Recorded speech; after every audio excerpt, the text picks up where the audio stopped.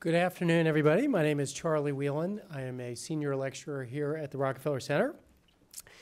We have just had a presidential election, as you all know. It would appear to me that we have about 50 million people who are pleased with the outcome, about 50 million people who are not terribly pleased, and far more than 100 million people who are happy that the campaign is over and that we don't have to pay any attention to Florida to know who won. So obviously we've re-elected President Obama.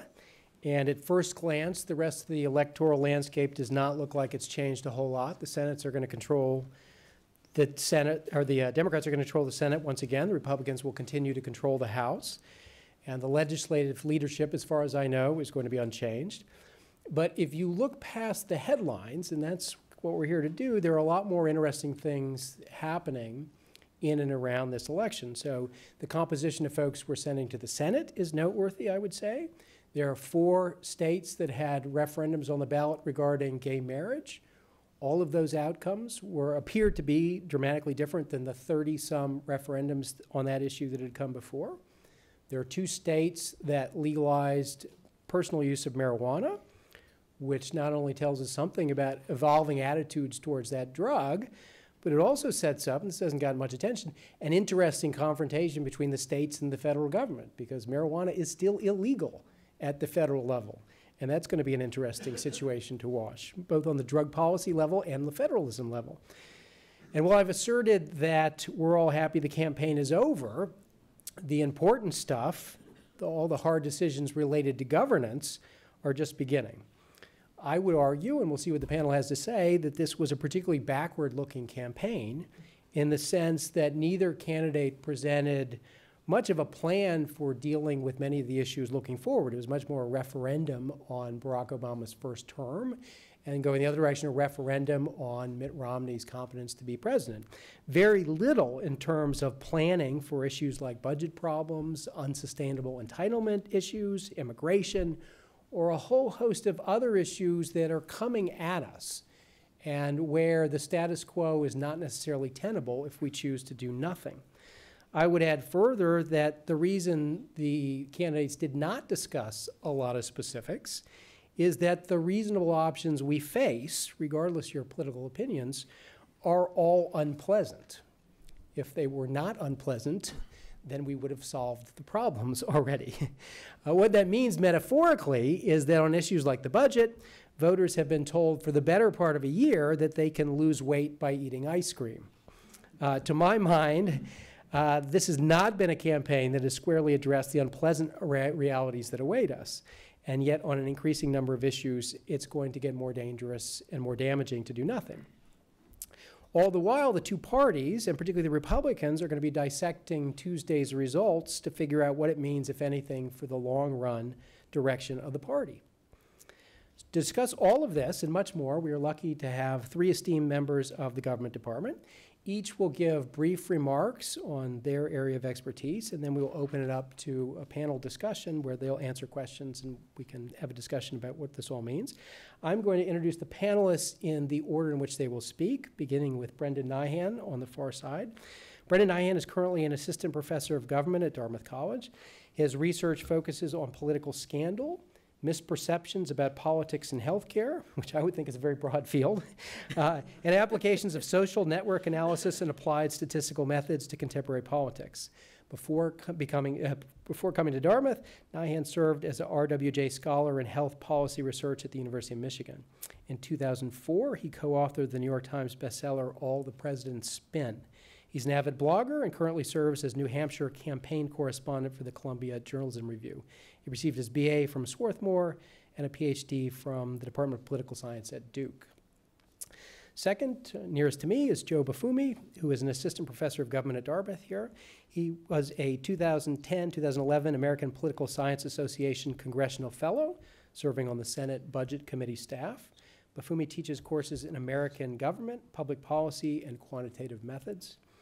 He's published in several scholarly journals, including the American Political Science Review, the Journal of Politics, Political Analysis, and PS, Political Science and Politics. He received his PhD in political science from Columbia University. And then we will finish up with Linda Fowler in the middle. Linda is professor of government and Frank J. Reagan Chair in Policy Studies here in the Recruitment Department. She teaches courses on American politics and has published widely on topics ranging from congressional elections and candidate recruitment, voter learning in primary elections, and congressional oversight of U.S. foreign policy. Beginning in 1995, Linda Fowler was the director of the Rockefeller Center for 9 years here at Dartmouth. She's close to my heart in that respect because I was on the advisory board at the time that created the policy minor in which I now teach. So I was involved in creating my own job, if that's not illegal somehow. It probably is. Before coming to Dartmouth, she was professor of political science in the Maxwell School at Syracuse.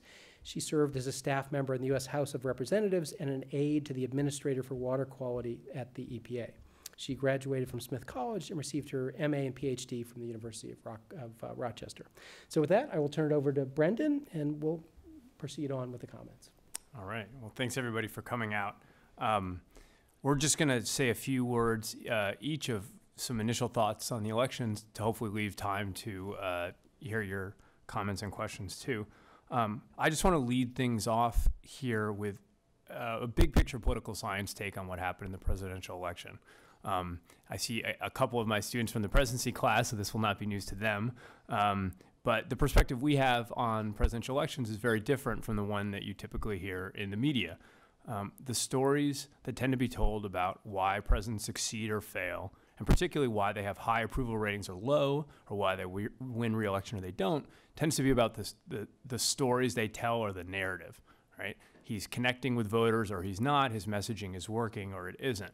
And what I think that perspective misses is the role of what we tend to call the fundamentals. So in this case, the state of the economy.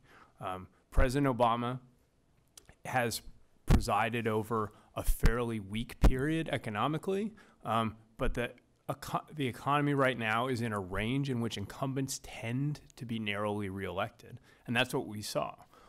So if you took an average of the forecasts published in political science before the election using primarily economic factors, you would have predicted a narrow Obama victory.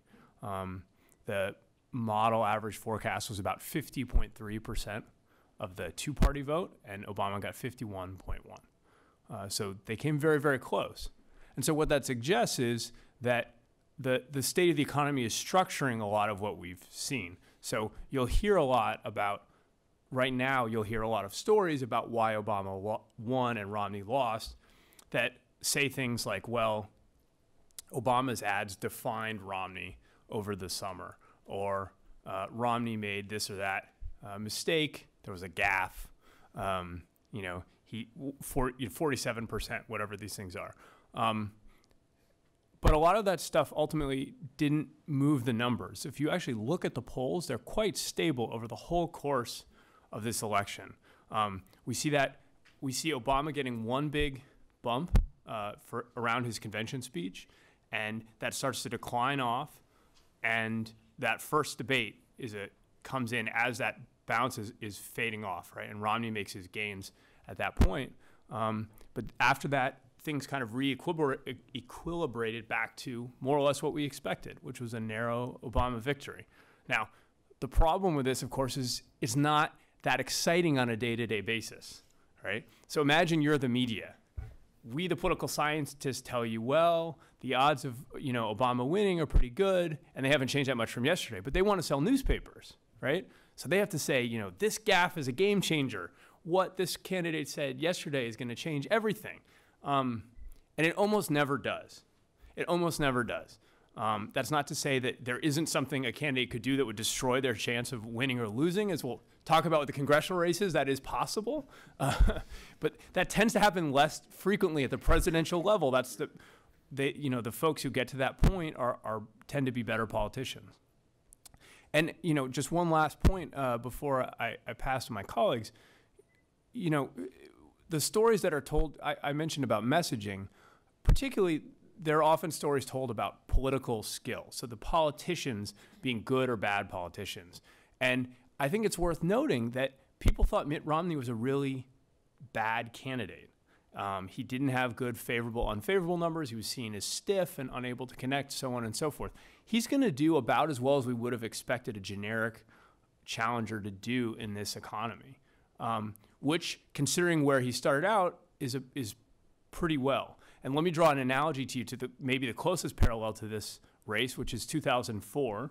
I've been calling this bizarro 2004, this whole election, because you have a challenger who's perceived as a rich, out-of-touch elitist from Massachusetts running against an incumbent with a middling economic record.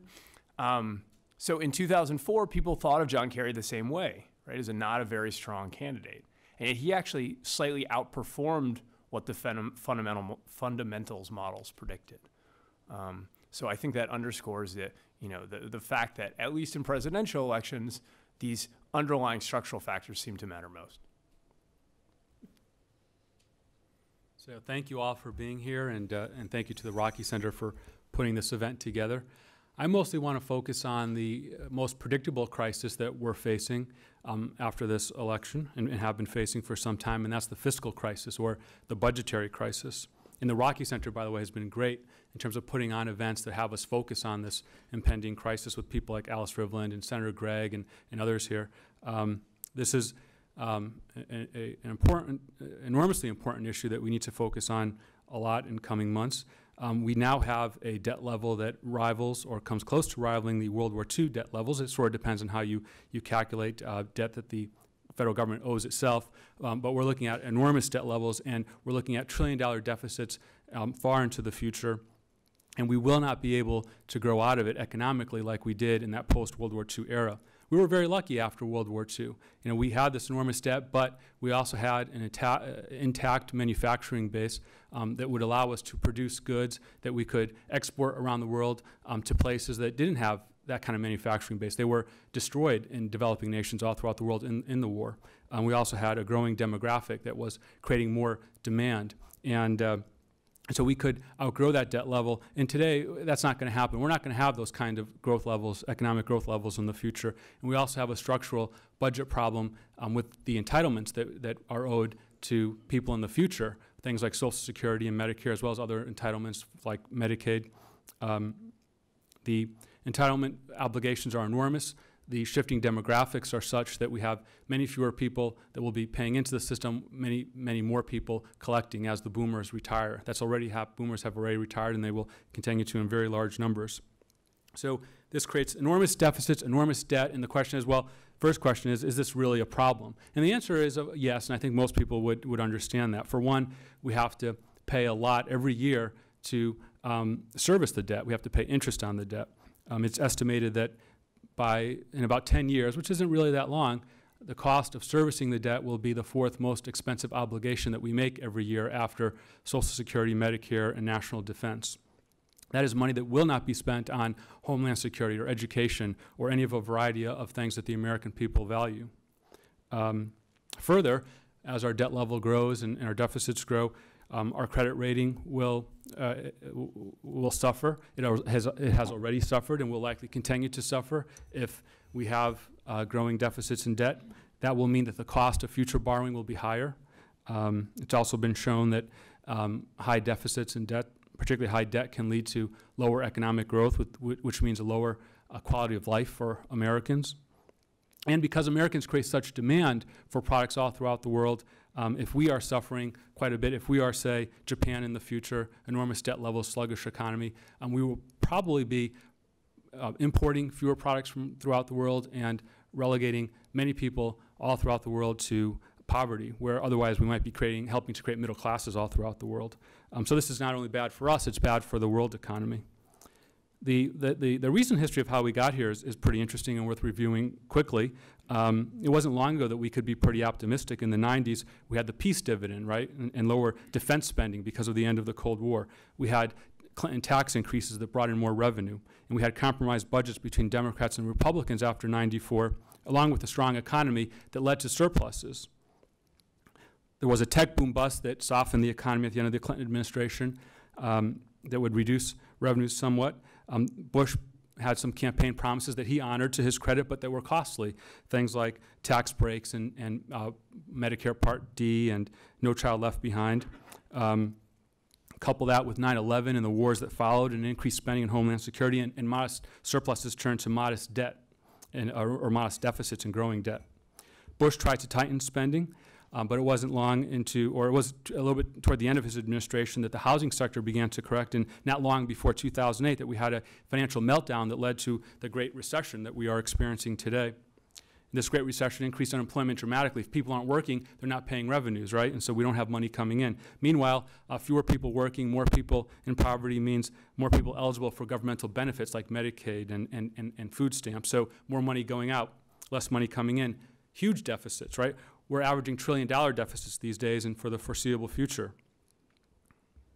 Accumulated debt levels have skyrocketed to levels unseen since that World War II era. But again, we're not going to be as lucky with economic growth in the future as we were post-World War II. Also, the structural budget issues that I mentioned with entitlements and the changing demographics will hurt us even further. So it's a dire situation. You really can't be pessimistic enough. So what has been done to try and solve it? Well, Obama issued an executive order creating a fiscal commission, what we know as Simpson-Bowles. It was suspect before its creation because the Senate first tried to create such a commission to give the opportunity to present to the Senate floor a grand budget bargain that could be passed on an up or down vote, and the Senate failed to do that. So the executive order created a weaker commission than the Senate would have created. Nonetheless, they went to work, and others did too, like the Bipartisan Policy Center assembled a commission to try and deal with the budget situation. Partisan plans tried to advance their own take on how to deal with the situation. Together, if we look at all these plans, there are a lot of impressive ideas for how to solve the fiscal crisis, or at least try and get the fiscal situation under control. There are ideas relating to Social Security, Medicare, national security, revenue policy. We can talk about that more in Q&A. A lot of interesting ideas. Essentially, we know how to bring the situation under control if we really wanted to, but we haven't been able to. No plan has gained support. Polarization, divided government has made that very difficult. Republicans don't want to raise taxes. Democrats don't want to deal with entitlement issues. There have been a variety of other efforts that have sputtered, like the Gang of Six or Obama-Boehner negotiations. Nothing really has come to fore to solve the fiscal crisis. We did, in August of 2011, have to raise the debt limit, and so we got the Budget Control Act, which, among other things, deemed the budget resolutions that the Senate has not, or Senate or House have not been able to pass through both chambers. The Senate hasn't even brought it to, hasn't even passed it through its own chamber, its own resolution, hasn't even had a markup in a while. The debt limit also decreased spending by about $900 billion, but over 10 years. And so that's when you have $1 trillion deficits every year and you're cutting $900 billion or a little more than that over 10 years, you're not really dealing with the situation very well at all, right? But they cut it over 10 years and increased the debt limit about that much in 2011. And they said that anything, they created a commission that was supposed to find an additional $1.2 trillion in reductions to then increase the debt limit again in 2013. They called this commission the Super Committee. The Super Committee has failed to come up with any grand budget bargain. And the Budget Control Act says if they cannot come up with a bargain, what would happen is across-the-board cuts or sequestration, equal cuts in security and national security and non-security spending in 2013. As written in law right now, we are to expect that we will have those across-the-board cuts, with some exceptions, across-the-board cuts that are very, very severe, expiring tax cuts, as well as expiring unemployment benefits, and a debt limit increase. All these things together comprise the fiscal cliff that is so often discussed. If all those things were to happen, we would have the most dramatic decrease in a deficit in a single year in the history of this country. We would also have another recession, right? That kind of dramatic policy all happening in 1 year, tax and spending policy all happening in 1 year would very, very likely drive us into another recession. So this election was all about what to do, right? Is there a mandate? Well, it doesn't seem it. For one, we have the status quo prevailing in the House and the Senate and in the White House. We have the parties that were in power before the election. They continue to be in power after the election. So what will happen? It's likely that they will try and delay the provisions in the Budget Control Act. If they are to come up with a grand budget bargain, it will not be early in 2013. So they're going to kick the can down the road a little longer. The question is, will they, before it's too late, will they come up with some kind of bargain? I'm heartened by the fact that some people like Alice Rivland and Senator Gregg, who've come to visit us, are optimistic that something can happen. It may take some kind of mini crisis, like a stock market crash, to force the politicians in D.C. to compromise and come up with a bargain. hopefully, if we're lucky, they'll do it without such a crisis that will hit our 401ks pretty hard. So these are the kind of issues that I'm happy to answer your questions about, as well as other issues relating to the election during the Q&A. And I've taken much too much time, so now I'm going to hand it over to my colleague, Linda Fowler. Well, now that you're completely depressed, we can talk about the Congress, which certainly won't cheer you up. As we know, this Congress has had the lowest approval ratings since anybody started counting. And one would think when the institution of the Congress is at 9%, that you might have an election in which the voters threw the bums out. But in fact, that isn't what happened. The pundits' take on this election is status quo. This was a status quo election. The same parties that controlled the House and Senate are still in control. There was a slight amount of movement. It looks as if the Senate will have 53 Democrats instead of 51, with 2 independents caucusing with them instead of 1 independent caucus, and that the House will have somewhere between 234 or 235 Republicans compared to 200 or 201 Democrats. And all of this contrasts really sharply with the big swing elections we had in 2006, 2008, and 2010, where we had a large number of newly elected freshmen coming into the Congress, which always reminded me of a famous saying in one of the Federalist Papers by James Madison, which effectively said, when you have high turnover in the legislature, the lawmakers will be more likely to be led astray by demagogues. So it's not necessarily a good thing to have turnover. But what was quite troubling about this election, particularly given the low approval of Congress, was that only about 50 of the seats were viewed as competitive. That 50 seats were not contested, where you had, I think, 25 seats where Democrats didn't have a candidate and another 25 where Republicans didn't. And what's more, you had, of course, as the result of a round of gerrymandering, we had fewer open seats because there were some retirements, but not a massive amount of retirement because of changes in the census that predicted some states losing seats and some other states losing gaining seats. And sometimes in those elections you get a big turnout, retirement, and that didn't happen either. But beneath the appearance of relative calm or status quo, I think you can observe a number of important shifts that will have bearing on some of the issues that Joe was referencing. The thing that's important, of course, is there's been much talk now about how the electorate has changed, and the whole story post-election was demographics, demographics, demographics, and how the Republicans have to deal with that. The fact of the matter is it isn't just in the presidential election that we see that and in the swing states, but this is quite a striking thing in the Democratic caucus now. It's the first time ever that the white men have not been a majority in the Democratic caucus.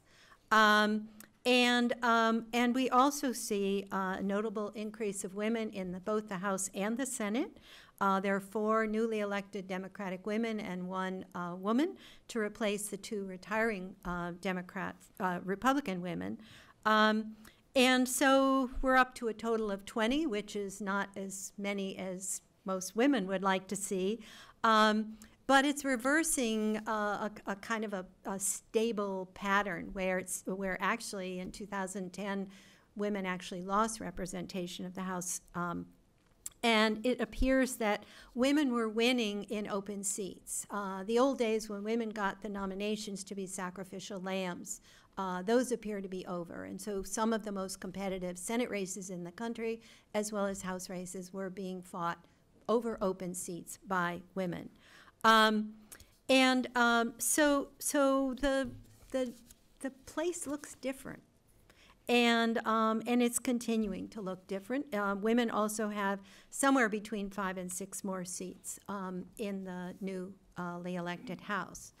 There's some dampening of the Tea Party influence. I think everybody's quite aware that Michelle Bachmann barely squeaked by her race with about 3,200 votes. It looks as if Alan West will lose his seat. He hasn't conceded yet, and the race is very close in Florida. And that Walsh in Illinois, another very vocal Tea Party representative, has lost his seat. So I don't think the Tea Party movement is a phenomenon that's expired, but it certainly doesn't have the same bite that it did. And the most reason for that, of course, is that we're now up to 5 Senate seats that the Republicans should have controlled as a result of the 2010 and 2012 elections that they don't control because of Tea Party influence in primary races. And so the most obvious ones are Murdoch in Indiana and Mandel in Ohio, and Todd Akin in Missouri. Those are all seats that should have gone to Republican senators. And it's hard to imagine, again, sort of putting this in context, political scientists want to say one of the best predictors of how many seats a party's going to lose, look at how many seats are in play. This was a very advantageous year for Republicans because there were 23 Democratic seats in play and only 10 Republican seats. So the Democrats started off at a huge disadvantage, and it's just fairly astonishing that not only do they still control the Senate, but they've picked up seats. I think the other thing that certainly the conventional wisdom thought that a lot of these races would be influenced by money in the aftermath of the Citizen United case. In the 2010 elections, what we saw were groups coming in late and dumping money into elections and making a difference. Not very many corporations were involved with that because they were very unsure about what the law actually meant. So it was mostly driven by individuals, but this time the amount of independent expenditure money, which is well over $1 billion, as near as we can track it, was thought to be to make a big difference. And I think a lot of people thought, okay, the old Will Rogers joke, we have the best Congress money can buy, was really going to be a reality after this election. And so this is one of those cases where what we thought was going to happen, again, as with changing hands in the Senate, didn't happen.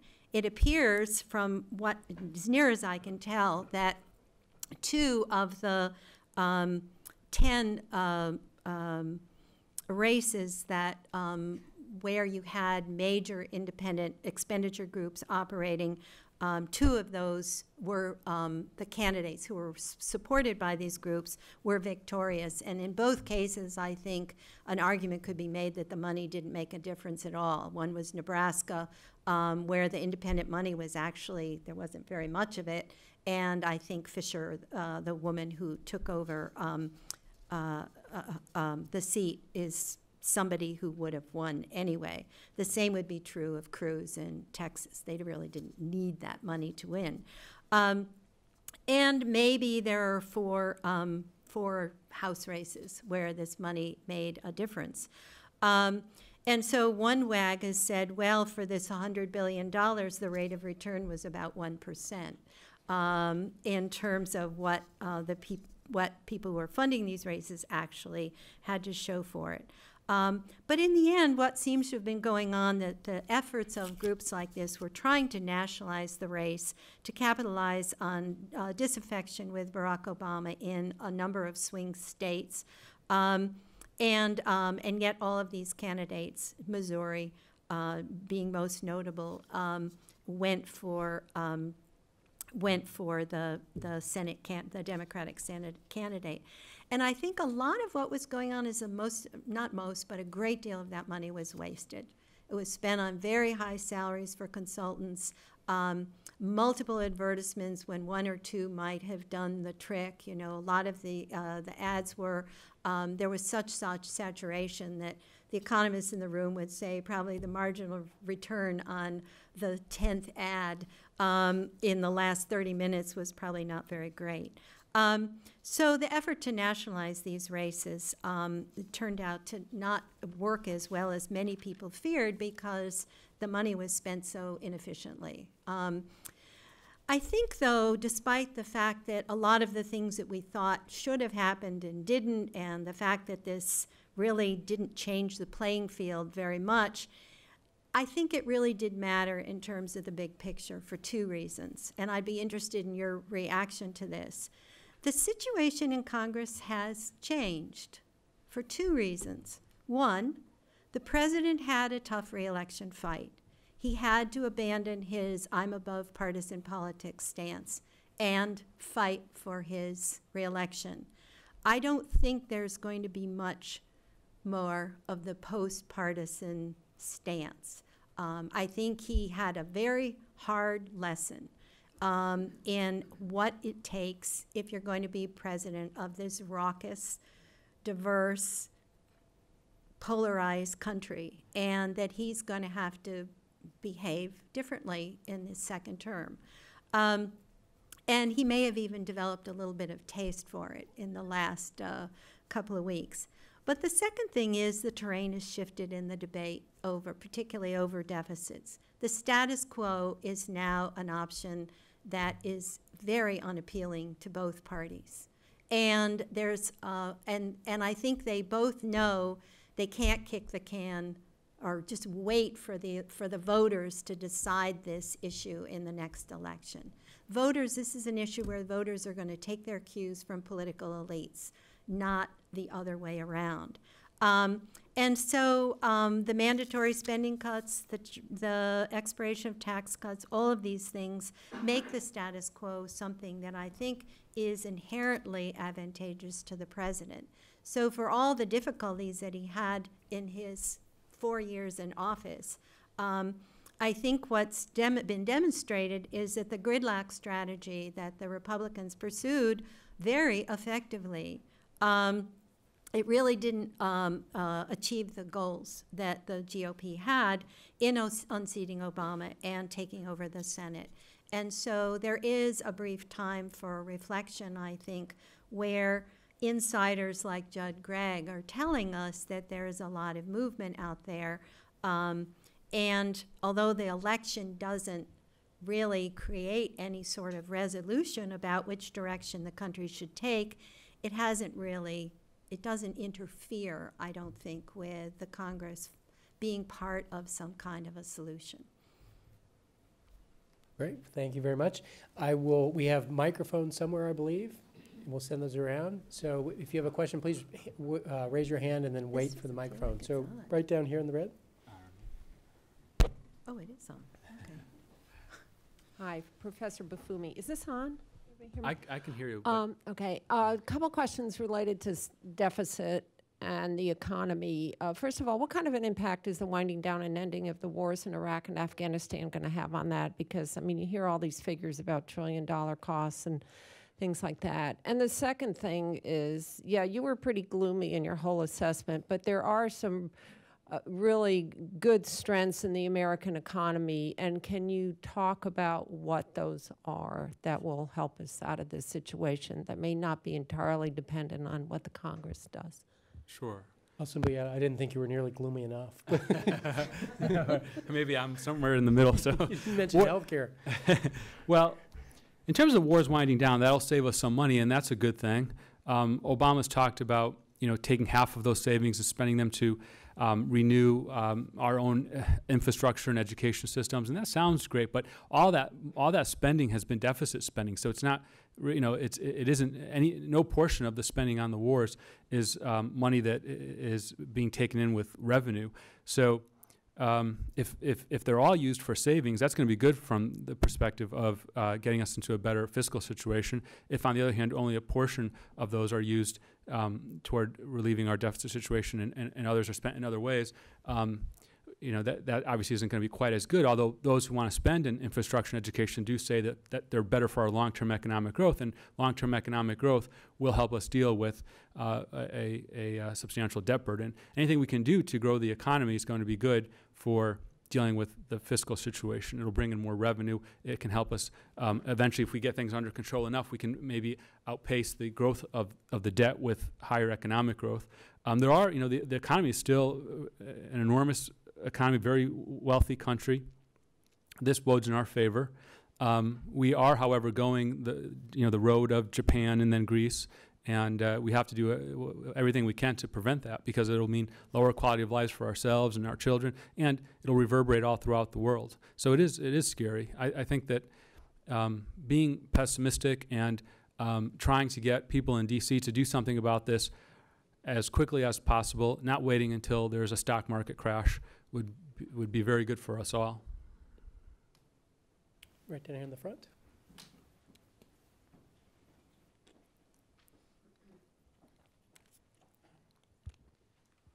Thanks for your comments, all of you. I appreciate the input. The fiscal cliff. Would each of you define exactly, as you think through it, how it's going to be introduced, passed, and I assume signed, in time for January 1st? And is it just a question of null and voiding that act?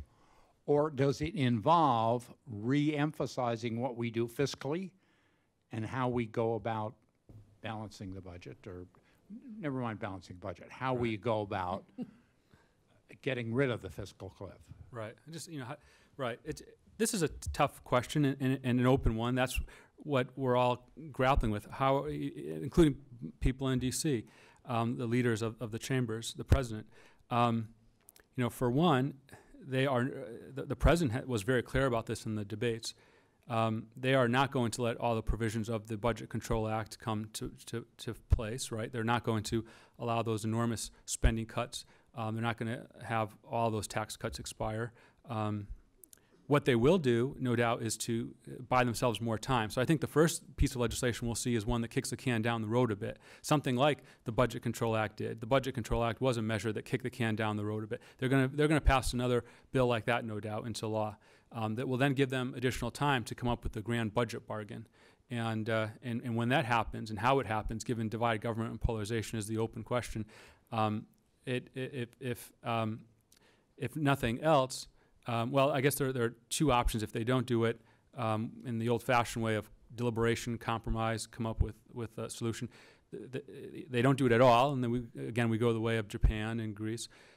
Or we experience, as I mentioned, a stock market crash that mobilizes the American people to get these legislators to do something. Because when we're hit in our pocketbooks, and we will be with a crash like that in our 401ks and otherwise, we're going to get those politicians to do something about it. We saw this with TARP and other instances. Hopefully, I'm hopeful that it'll happen in the old-fashioned way with deliberation and compromise long before there is any kind of crash or anything else that's destabilizing to our economy. This is one of those crises that Congress created, and Congress can change it anytime it wants. And personally, I think kicking the can down the road in the short run is probably the smartest thing to do. That's not what I personally prefer, by the way. But basically, you can't rewrite the tax code in a couple of weeks with a lame duck Congress. That's just stupid. You can't trim $1 trillion out of a complicated budget like the defense budget and the discretionary budget. And what's more, the BCA that Joe is referencing exempts entitlement spending. And we all know that it's Medicare and Medicaid that is really driving the train over the cliff eventually, and none of this really forces any effort to address those things. So if I were the president, this is what I would do. I would embrace Simpson Bowles or something very like it. I would put it on the table, and then I would say, this is the option, and I'm not signing anything that isn't this. And I think we know from the past that it will be the Republicans in Congress who will be blamed for it, and the pressure will be on them. And we know from the polls that Republicans in Congress are viewed much more negatively than Democrats in Congress, even though they both are to blame for what's been going on. And so if I were doing the politics of it, I would do a game of chicken. I'd be glad to have you do it. Personally, I don't think the fiscal cliff is as scary as many people do. It takes a long time for these. I mean, the defense budget doesn't just drop by, $100 million or $100 billion on January 1. It takes a while for those cuts to kick in.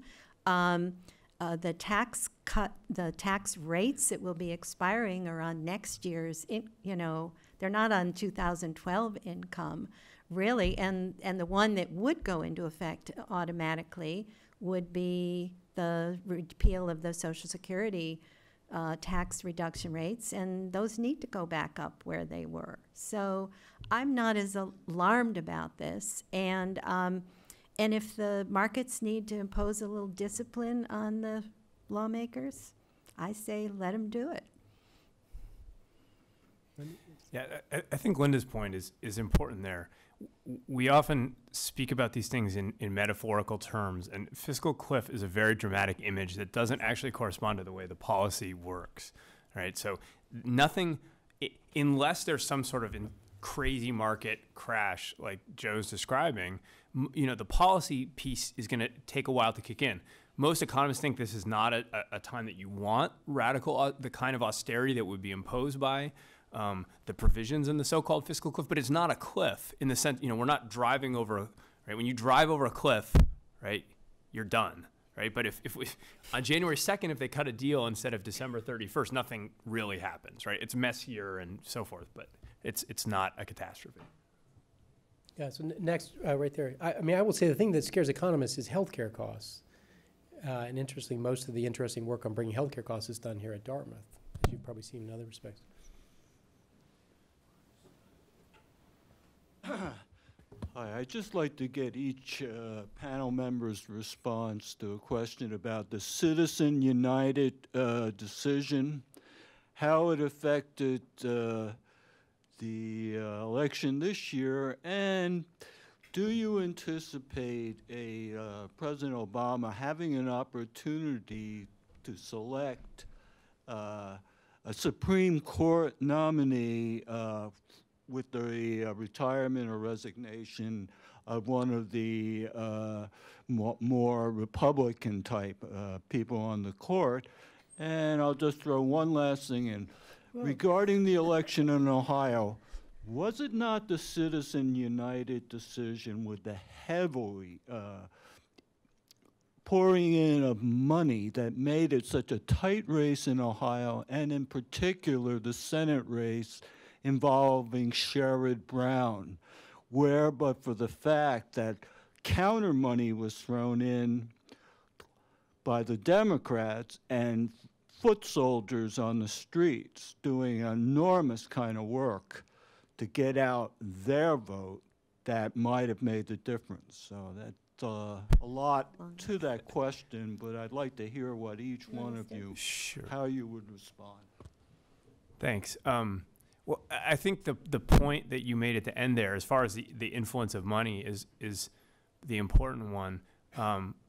In Ohio, there was a lot of money on the air from both sides, and the best research suggests that TV ad effects are short-lived, and that in a lot of cases campaigns are essentially fighting to a tie. Right? So while the super PACs seem to play this dramatic role in this election in terms of what people saw on TV. For instance, in the presidential race, the net balance of spending was quite even between the two sides when you add the campaigns and the independent groups together. And that's why we saw an outcome that was consistent with what, for instance, the economic evidence would suggest.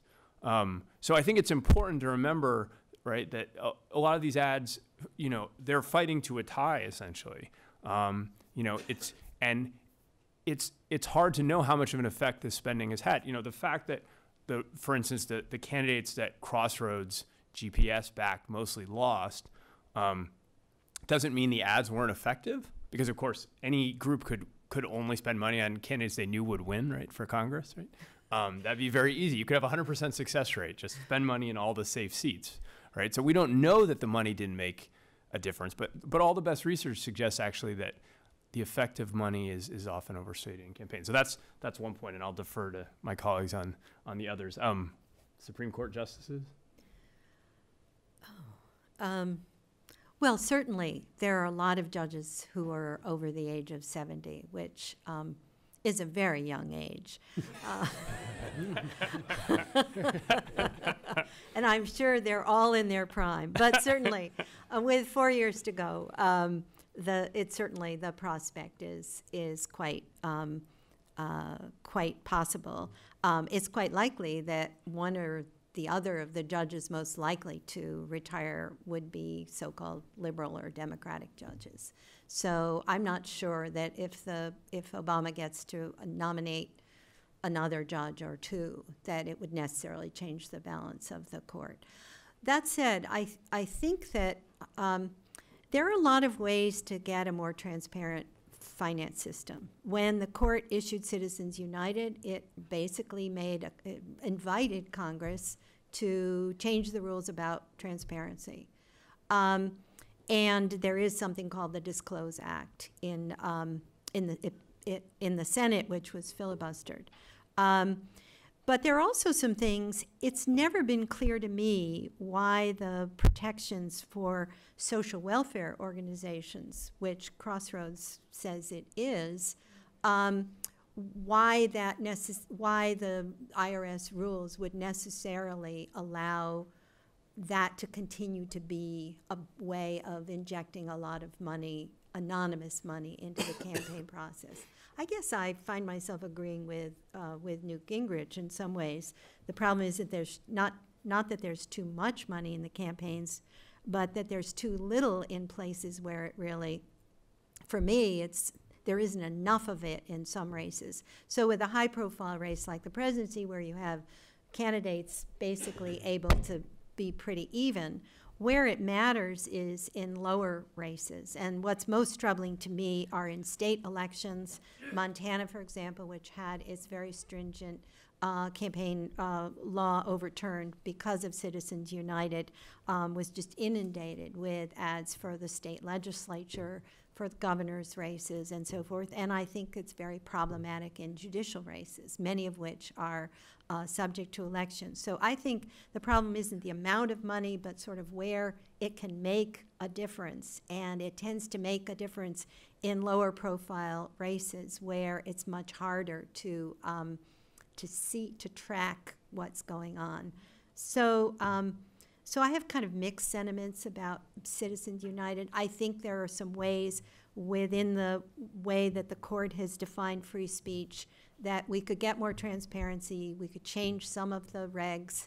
The FEC, for example, is actually more responsible for some of the more egregious loopholes in the campaign finance rules than the court, in my view.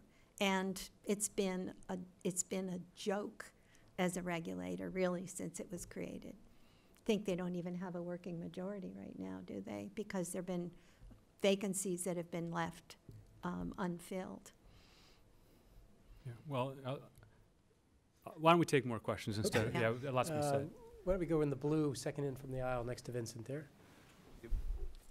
Professor Fowler, I think in your initial statement you mentioned the change in demographics. Do you think that had a significant effect in the presidential and congressional races? And do you expect, perhaps, if it did, that the Republican Party would change its message in the next election to better address the new demographics? Oh, yeah, I think demographics mattered a lot in the fact that we're seeing a number of Western states that had been very Republican beginning to shift. And if you begin to look at sort of some of the states that we think of now as red states. In Georgia, for example, the difference between Romney and Obama was only about 7 percentage points. So some of these red states are not so red, and some of the blue states are not so blue. But I think the coalition that Obama's assembled is a volatile one. Low income, low education, minority voters, and young people, and independent women are hard to mobilize. And we saw the effects of that in 2010. They stayed home, and you had basically the field left to the Tea Party and Republicans. And I think that's very likely that that will happen again, because the effort that the Obama campaign and the state parties made was just extraordinary. And there aren't the resources available in an off-year election. But over time, I think that it was easy, I think, for Republicans to dismiss the Obama victory in 2008 as kind of this romantic flight that we all took. This was an historic election. It was, for many people, it was a feel-good election of finally kind of getting over this terrible scar of race that's marred our history since the beginning. And it was easy to dismiss Obama as a celebrity candidate and so forth. But I think, the second time around, I think that's really driven home the extent to which it really is a different world out there. That said, in 2008, I sat on a similar panel like this one with a newly elected senator named Rob Portman, a Republican from Ohio who is Romney's debate coach and obviously did a very good job. And he said, well, this 2008 election sends us a message. We're looking at 60 seats in the Senate and Democratic control of the House and whatever. And boy, we've really got to go back and search our souls and figure out how to reach out to moderate voters.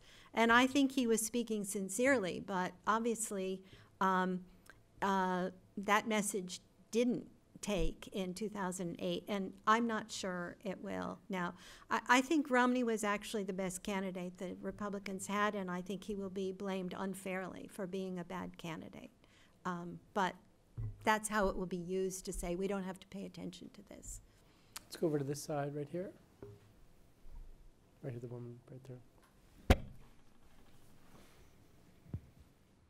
You talked about the groups that would be hard to mobilize again in 2014. Mm-hmm.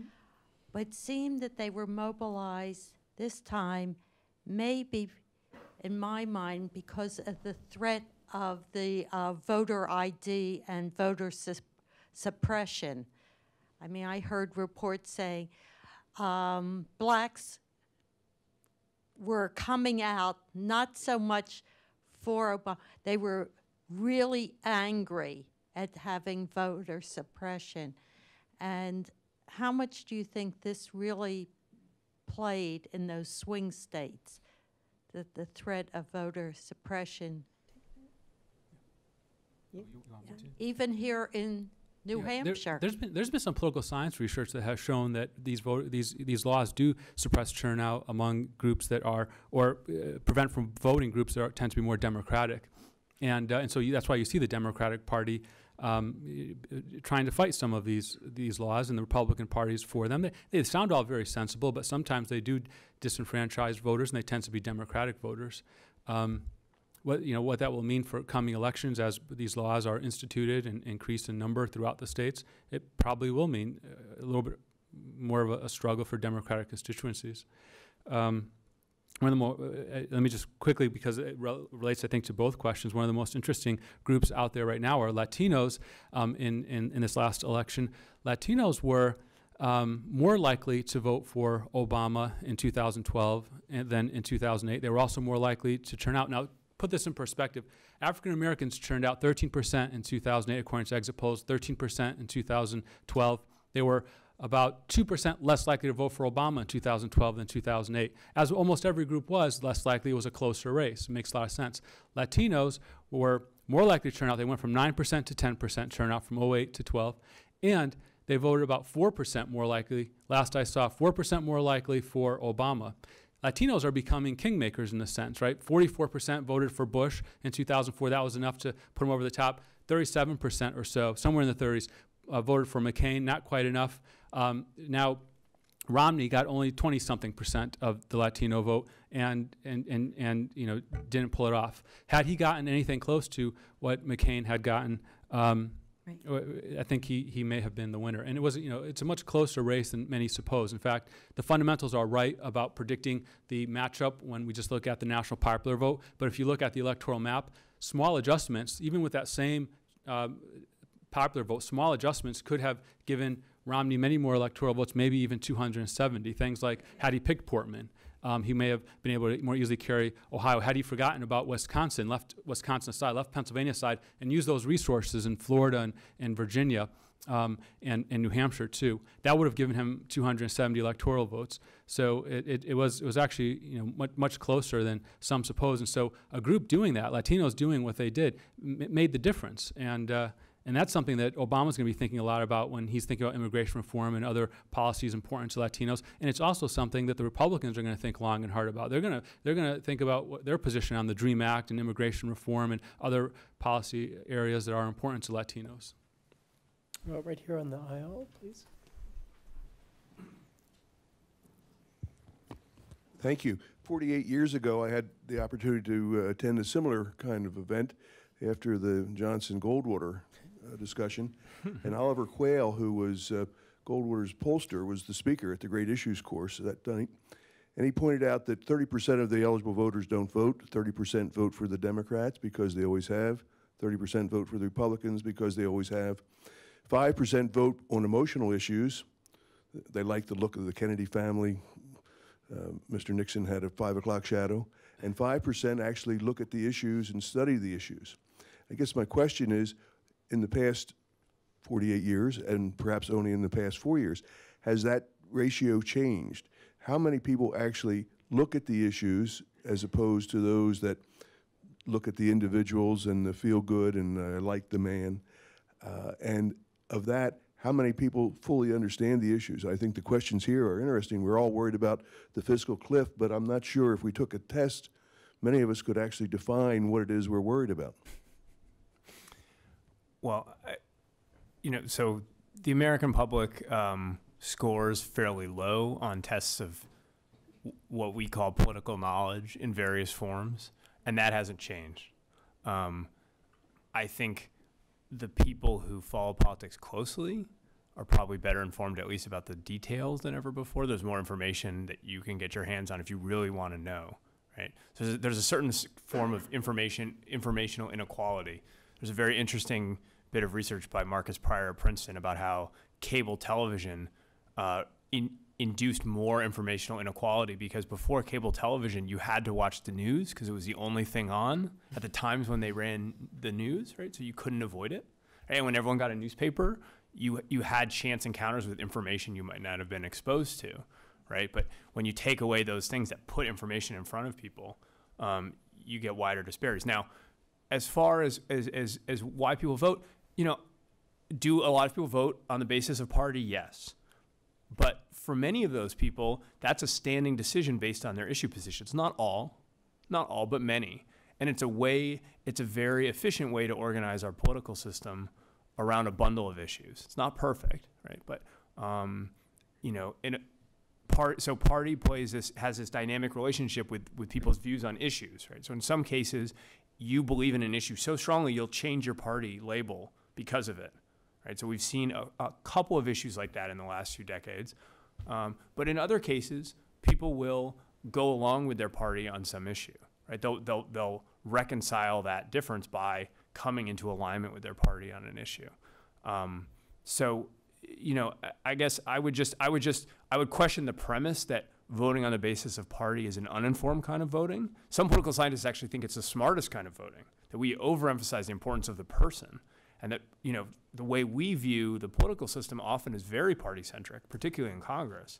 And so there's actually a very sophisticated argument for voting on the party label and paying no attention to who the person is at all, right? I don't know if any of you have seen these ads for candidates who promise to be independent and say, I won't vote the party line. I'm going to stand up for insert state here, right? But that's not what they do in practice, right? Even the most moderate members of Congress are quite reliable party line votes most of the time. There is a difference between a Republican in Massachusetts and a Republican in Wyoming. Much less than Less there than there used used to to be. be. Yeah. Much less than there used to be.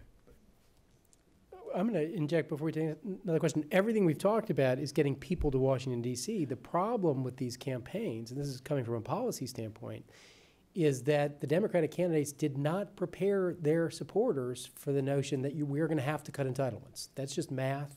Simpson-Bowles is quite clear on that. The retirement age is going to go up. Healthcare spending is going to go down in terms of its growth. That may mean you spend more out of pocket. It may mean you have fewer choices. Meanwhile, the Republicans have not informed their supporters that revenues are going to go up. And so when you have a campaign that reinforces those pre-existing beliefs that are incompatible with the facts on the ground, then you arrive back in D.C.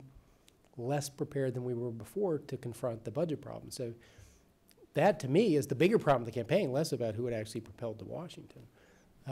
John, way back there. I was very encouraged to hear Linda Fowler embrace Simpson-Bowles, because I think if Barack Obama had embraced Simpson-Bowles when it first was proposed, first of all, the country would be in better position right now, and he probably would have cruised to a re-election. I don't think, No. Okay. Well, I don't think Romney could have embraced it because he couldn't have gotten the nomination if he embraced it. That's true. But I think I hope Barack Obama will embrace it.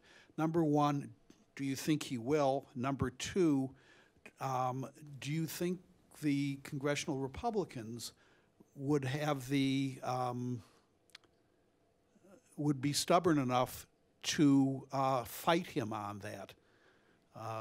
Because I think if they do, I think, especially with the demographics that they're facing, the demographic challenges they're facing, I think they condemn themselves to be a minority party for a very long period of time.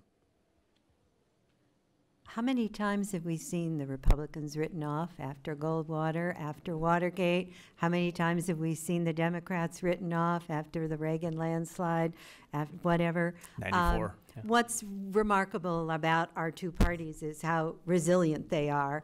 They may do all the wrong things and eventually get it right. I can't get into the heads of the people who are advising the president. I think it's fair to say that the president, after his grand bargain with John Boehner fell apart in August of 2011, he got burned and wasn't about to go with Simpson-Bowles at that point. And I think he felt there was enough time that he could wait. They all felt they had enough time after the election. I think what everybody in Washington is looking for right now is political cover. There are a lot of senators who are aware that they are up for re-election in 2014. They don't want to be the next Richard Lugar. And so that really ties some of their hands, including the minority leader, Mitch McConnell. There are also a lot of Republicans in the House who've signed pledges, many, 100, I think, with Grover Norquist, who basically has taken it upon himself to decide what constitutes a tax increase. So I think the only way they can get enough political cover is if the president provides it, and if they can all make the case that had they not done this, it would have been so much worse for their respective constituencies. But I share Charlie's view. None of these things look like they're really you can avoid the fiscal cliff without doing anything in the short run about the biggest problem, which is health care. I think Social Security is relatively easy to fix, and we have an expert sitting here who can tell us how to do it. But they think the health care one is much more problematic. And I think the revenue fixes.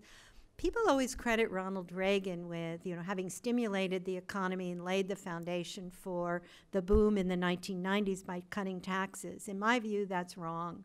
that what really made the difference were two things, both by Republican presidents. One was the Reagan Tax Reform Act of '86 that got rid of a lot of the distorting deductions. And George H.W. Bush, who negotiated the PAYGO rules, and which kept a lid on tax reductions and spending increases for a decade until the Republicans let it lapse during the Bush years. So I think we actually know how to do this. I actually think we've done it. There are precedents there. So maybe if you can wrap some of this in Ronald Reagan, maybe that will make it more palatable. Let's not forget it was Reagan who was party to amnesty for illegal immigrants. So, Mark? In California this year, there were some reforms in place for the elections. Like they had a nonpartisan drawing of the congressional districts and a reformed primary system where the top two candidates, regardless of party, went on to the general election. So if you could comment on how effective these reforms were and if they'd be worth implementing in other states. Well, it'll be interesting to see, and I haven't looked at this yet, it'll be interesting to see if those candidates that emerge from those kinds of contests tend to be less partisan candidates, and maybe it attenuates this sort of polarization that we have today. I don't know that it does or doesn't. I think past, I don't know about this election, but in past elections, because Louisiana has a similar system, for example, I think it's been shown that very ideologically extreme candidates still can emerge from those kinds of systems. As to whether or not they did this time around, I'm not sure. But if it's in fact shown that such institutions will allow for less polarized candidates, then it sounds like it might be a really good idea. But I mean, again, the evidence. So the tendency is to blame polarization on gerrymandering. So as a political scientist at the table in the front, we just have to say no, no, no, no, no, right? So if that were true, the Senate would be much less polarized than the House, and they've polarized almost in parallel, right? You can't redraw state lines, right? And yet the Senate doesn't look any better than the House. It has somewhat different institutional rules, but the polarization trends we've seen are very, very similar. And the best available political science evidence says gerrymandering is at best a small part of polarization. Gerrymandering or primary systems don't seem to be a good predictor of polarization either, right? Which gets to the other part of the question. That's right. So what does cause polarization? A lot of theories out there. It might be something as simple as the end of the Cold War giving us an international context. There was less international external threat, and so we could divide much more on issues than we had before, even domestic issues possibly. The end of race dividing the Democratic Party in the South is the story I would tell. So there used to be essentially a three-party system in Congress, and that went away. And that held, a lot of our politics are structured around the mythical golden age of the mid-20th century when we had three parties, but that's an aberration in American political history, not the norm. We're returning to a norm, which is sharp polarization. Right, regional realignment with not only the South, but in this part of the country too, right, becoming more democratic. So these things contribute to polarization as well. But there are other commission models out there. The one in Iowa seems to have had the effect of reducing the incumbency advantage for House elections. And so House races in Iowa are more competitive now than they were prior. So a lot of it depends on kind of what the reform change really, how it works on the ground. Andrew? I appreciate your remarks on the fiscal cliff. I think we should take it because it's the only policy option we have available that resets the amount of revenue we collect to something that could approach covering the amount of money we spend. On this last issue of gerrymandering, there's a great article in Slate today about just how, I mean, I leave the link between gerrymandering and possible polarization aside. We have two national elections. We elect the Speaker of the House and we elect the President. We choose to do the congressional districts to elect the Speaker of the House. We choose to use the Senate districts to elect the President through the Electoral College. The surprising thing is that the Electoral College way of adding things up should favor the Republicans, and 60% of the votes there went to the Democrat. The arrangement in the House shouldn't necessarily favor them, but the Republicans retain control. And if you look at the map in places like Virginia or Pennsylvania, you see that they have a very small minority of their congressional delegation is Democratic, even though they went in the same national election for the Democratic president. And it's because of extreme gerrymandering that is the result of the Republicans controlling the state house in those two states as a result of the 2010 elections. Without that gerrymandering, you don't have the House in Republican hands, and you actually have the opportunity for the will of the people, which happened to go Democratic this time, to actually get the federal government to move in a coherent policy direction. You would only have the holdouts on the Republican side in the Senate standing in your way, and you could actually move legislation like we did between 2008 and 2010. There were reasonably serious legislative accomplishments in that particular Congress, and I'm just wondering what political scientists think is the best way to get around the problem of gerrymandering. Well, we can't agree on how to measure it because it's very difficult to disentangle from incumbency effects in the House. And incumbency is the most powerful predictor of vote. It's also difficult to separate it from the quality of challengers. And this year, it was, there were all these seats where there were no challengers. And some people would say that was because of gerrymandering in those districts, and other people would say, well, it's just that the communities are very homogeneous. So you have some people like Robert Putnam saying that people are tending to live in like-minded communities, and so it's getting very difficult in some parts of the country to draw heterogeneous districts, even if the politicians wanted to. I think gerrymandering did make a difference. We now have the father of one of my students newly elected to Congress yesterday by 1%, and he said that this had been a district that was held briefly by a Republican, and thanks to the Illinois legislature, the Democrats picked up 4 seats. We know that Republicans picked up seats in Texas, thanks to creative gerrymandering, and we know there are other examples of this around it's probably no more than 15 to 20 seats, so it isn't quite enough to prevent the kind of policy majority you'd like to see, but it's not zero. Can I add one point? Yeah. So I think the thing that's tricky about gerrymandering is it's easy. So gerrymandering was used to lock in incumbent protection in these places where the Republicans picked up a lot of seats in 2010, right? So it does look extreme when you look at the map. But if you think about the Democrat who would replace them in those seats, so if you imagine, you even have chalk.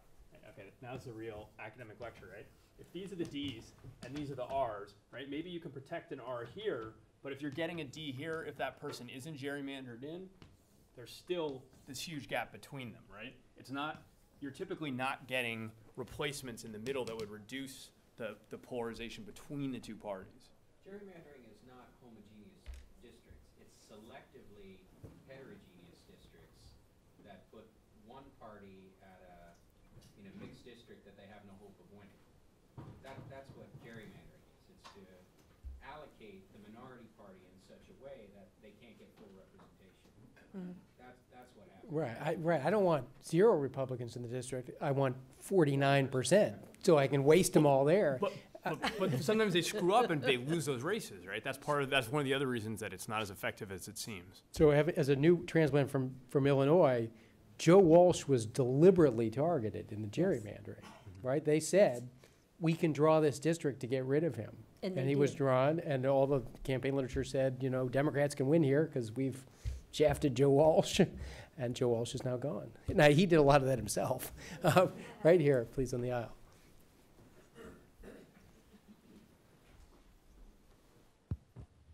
Do you have any comments as to the prospect of the filibuster rules in the Senate being changed so that something might be accomplished in the next 4 years? Amen. I think people forget. I think people forget that the Constitution says each chamber is the judge of its own rules. It makes its own rules. And we've become so accustomed to saying that legislation in Congress needs a 60 vote majority. In the Senate, we forget how recently that's become the norm. I think there's serious talk afoot about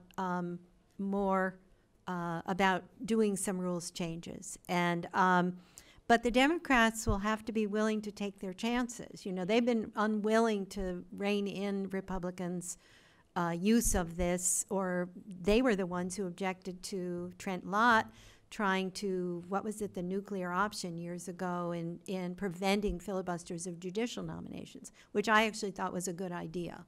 I think there should be a presumption that presidents ought to be able to nominate people that they think are good, potentially good judges. And it was the Democrats who didn't want to, who were reluctant to do that. Right now, the only legislation we have in the Senate that is filibuster-proof are the budget resolutions.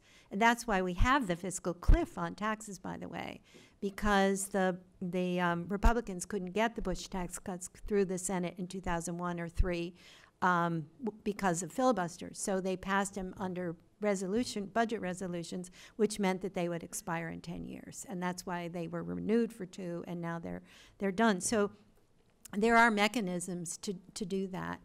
But in many ways, there are a lot of efforts around the country to institutionalize supermajorities, particularly where taxes are concerned. So I don't know.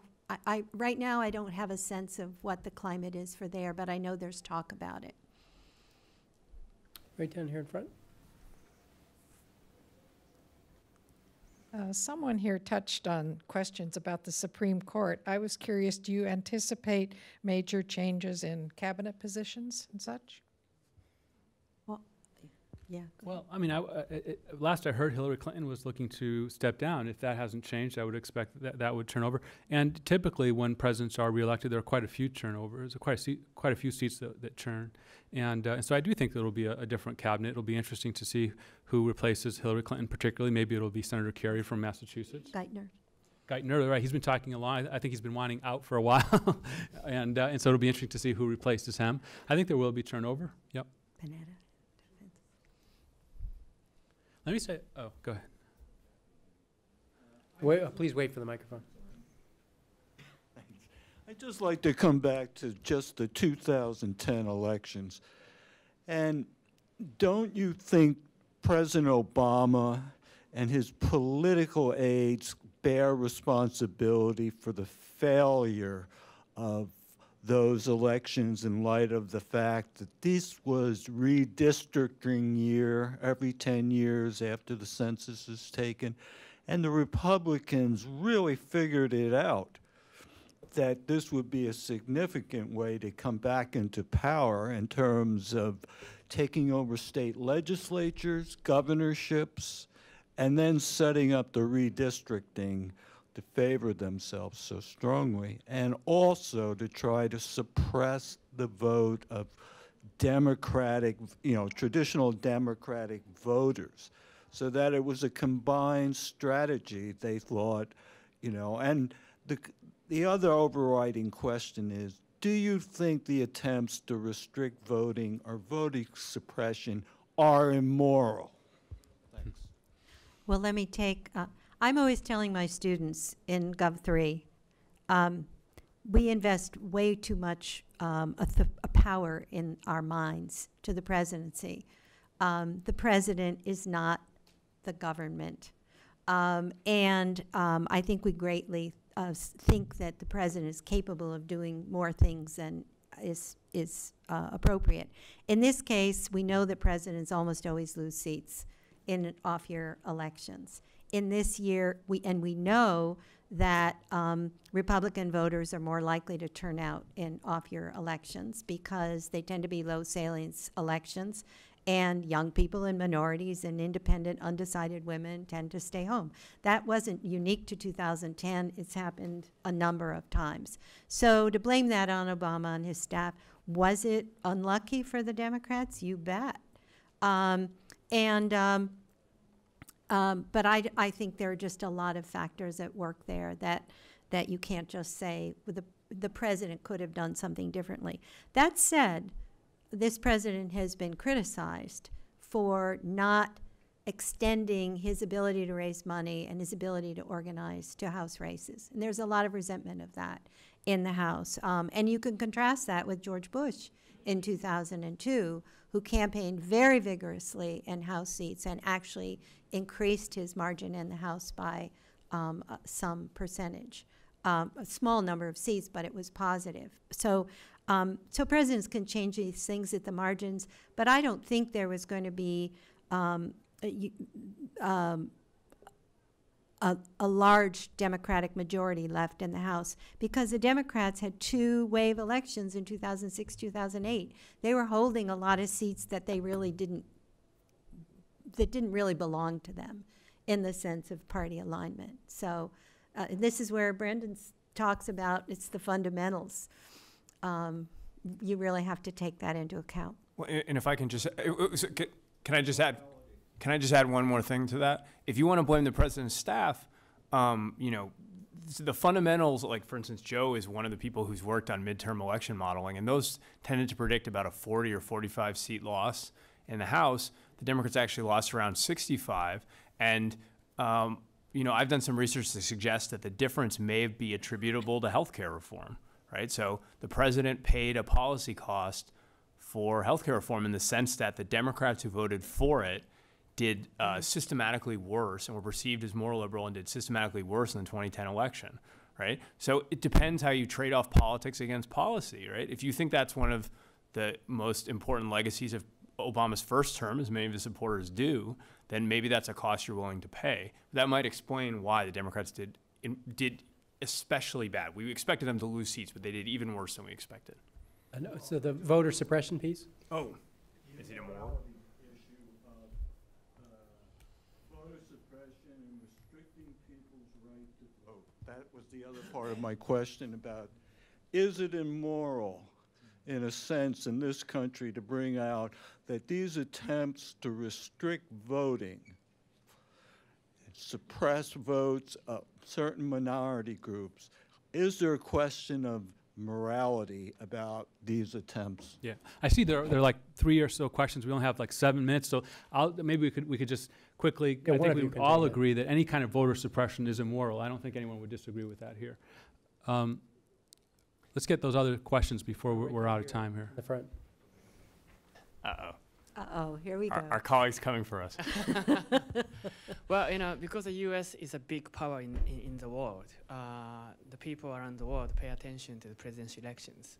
And people around the world want to know whether the results of the presidential elections affect international relations. But this time, the candidates didn't didn't discuss much about foreign policy, or they basically agreed with the important foreign policy. So my question is, do you think the foreign policy, U.S. foreign policy, will change? If you think it will change, in what way? He told Putin he'd have more freedom after the election, right? If you guys remember that video clip. Will it change? I mean, you know, the Bush foreign policy changed much less than almost anyone expected. So, you know, the story of foreign policy, to the extent that I understand it, and I defer to my colleagues on this, is very similar from even the Bush administration through Obama, at least on the anti-terrorism side. So I don't see why we'd expect significant changes. Yeah, I would agree. I think it's going to be event-driven. If there are changes, it's because the world is a very volatile place and something will crop up. Right here.